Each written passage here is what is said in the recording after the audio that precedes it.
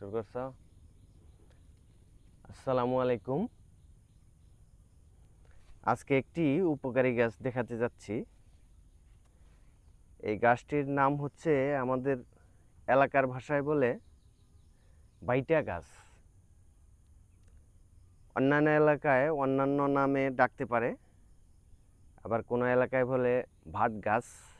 একটু কাছে নিয়ে আসো, কাছে নিয়ে এসে দেখাও।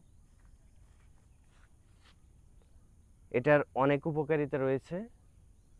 এখন পিছন এটার উপকারিতার মধ্যে সর্বোৎকৃষ্ট উপকার যেটা, যাদের কষা পায়খানা আছে বা পেটের দোষ আছে, গ্যাস্ট্রিকের সমস্যা আছে, পেট ফুলে থাকে, ব্যথা হয়, পায়খানা ক্লিয়ার হয় না, তারা যদি এই গাছের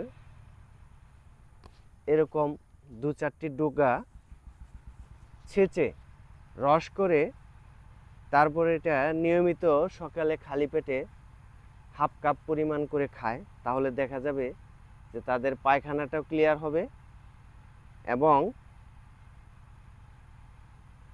গ্যাস্ট্রিকের সমস্যাটা কমে যাবে।